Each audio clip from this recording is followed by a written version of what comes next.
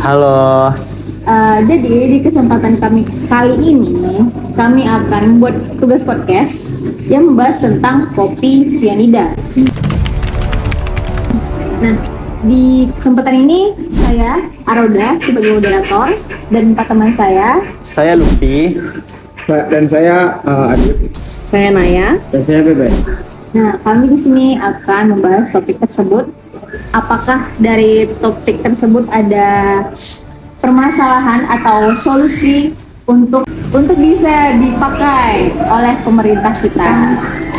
Di sini siapa sih yang nggak kenal sama kasus dari kopi sianida? Sianida.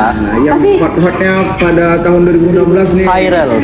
Sampai sekarang ya guys. kita sekarang akan melihat ini dari kacamata hukum pidana, bukan hanya dari pertikaian di sosial media. Mungkin boleh dari Lutfi bisa mulai.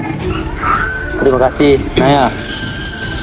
Jadi, kawan-kawan, dalam hukum pidana di Indonesia, KUHP mengatur alat bukti yang sah meliputi keterangan saksi, keterangan ahli, dan keterangan terdakwa.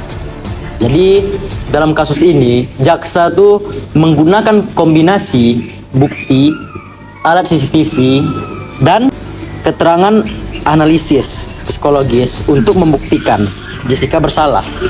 Yang dibilang sama saudara Lufi tadi, saya paham bahwa berdasarkan pasal 340 KUHP, pembunuhan berencana mensyaratkan 2 hal utama penting.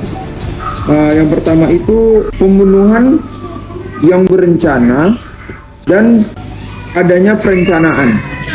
Berdasarkan CCTV yang ada nih, CCTV yang ada yang terlihat saudara Jessica ini datang lebih awal daripada Mirna. Oh, Jessica ini datang ke kasir untuk memesan kopi Vietnam. Oh. Nah, sebelum Jessica duduk di tempat korban, Jessica ini memesan kopi dulu. Setelah memesan, tidak lama Jessica berada di tempat itu, Mirna datang. Mirna meminum kopi tersebut. Jadi dapat kita definisikan bahwa Jessica lah yang memasukkan sianida tadi ke kopinya Mirna. Kenapa demikian? Karena setelah sebelum Mirna datang, kopi itu sudah ada di meja tersebut.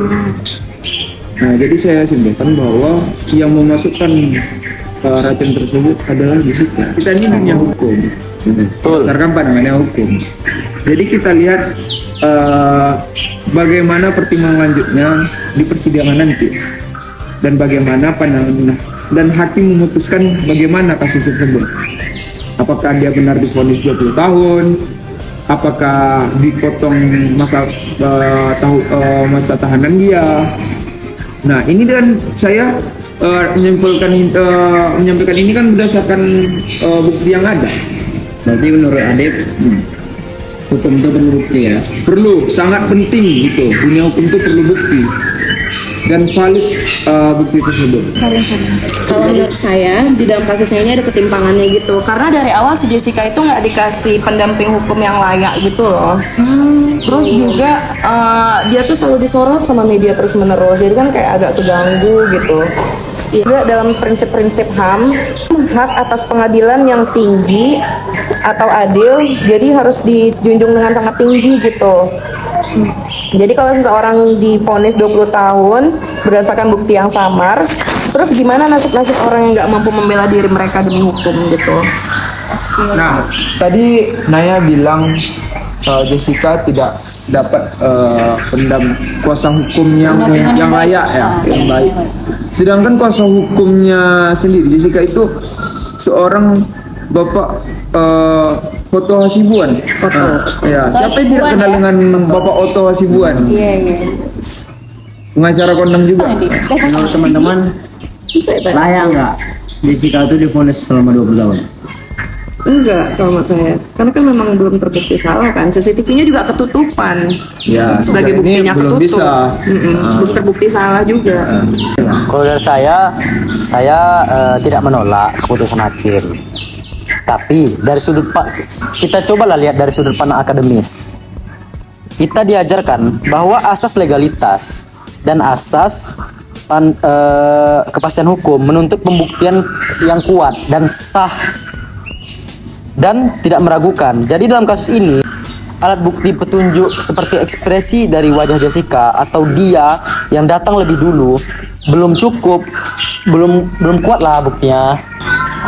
Kalau menurut saya sendiri, apakah pantas Jessica divonis penjara 20 tahun dengan bukti yang ada? Sebenarnya itu rancu sih, guys. Belum ada kayak hak absolut atau misalnya bukti yang menyatakan bahwa dia benar-benar bersalah. Belum lagi netizen atau misalnya orang kita termasuk Ya, di kalangan media ya. dari kalangan media itu termasuk yang mendorong masalah ini adanya dua kubu tadi, adanya pertikaian tadi. Kan sebenarnya yang kita cari kan bukan Siapa benar siapa salah? pihak mana, kita cari kenapa dia bisa meninggal. Bertanya-tanya ya. Iya, saat ini. Kenapa? Mirna ini bisa meninggal. Saya menghargai opini kalian teman-teman. Tapi saya percaya dengan sistem hukum di Indonesia ini sudah direncanakan dengan baik. Hakim itu memiliki diskresi untuk menilai, memiliki untuk bukti secara menyeluruh. Tapi di sini jangan lupa teman-teman, dalam KUHP itu tidak syarat bukti tidak langsung itu seperti circumstantial atau evidence tetap sah selama mengarah pada keyakinan hakim bahwa terdakwa itu. Menurut saya nih, hukum pidana itu bukan cuma tentang masalah hukum yang logis atau masuk akal aja, tapi ini tentang hidup seseorang loh, hidup manusia. Asas dari in dubio pro reo, yaitu dalam keraguan harus memihak terdakwa, itu penting. Jadi dalam kondisi ini terdakwa di mana bukti utama lemah, mestinya divonis yang dijatuhkan lebih ringan atau terdakwanya dibebaskan.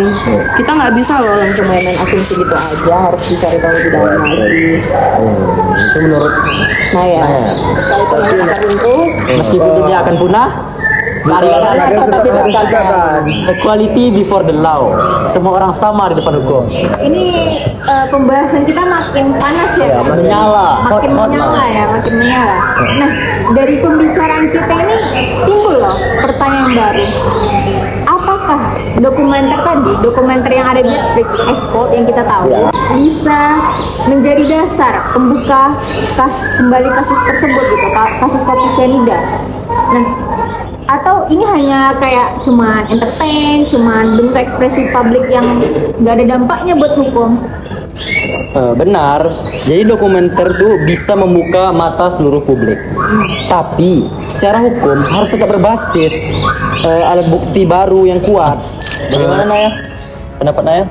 Kalau menurut saya, apa yang kita lakukan, apa yang masyarakat lakukan itu udah cukup ya. Mereka terus menggali-gali masalah tersebut, mereka terus mencari kebenaran tersebut. Cuman mungkin masalahnya itu adalah banyaknya orang dalam yang ingin melindungi pihak-pihak tadi. Banyaknya penawaran pembayaran. Tidak relatif lah tadi istilahnya. Lebih gampang tidak relatif. Jadi luar biasa ya guys. Pendapat kita, boleh tepuk tangan dulu. tentang opini ya. Inilah pendapat kami, ada sisi pro dan ada sisi kontranya, dan ada harapan-harapan kami terhadap kasus ini. Dari kasus Mirna ini, kasus Jessica ini, kita belajar bahwa hukum pidana bukan sekedar menghukum ya guys, bukan sekedar menghukum, divonis bukan sekedar itu, tapi hukum juga tentang kebenaran, tentang keadilan dan prosedur yang sah. Oke, terima kasih semuanya. Ya, sekian Diskusi dari kami kali kami. Podcast dari kami tutup. Assalamualaikum warahmatullahi wabarakatuh.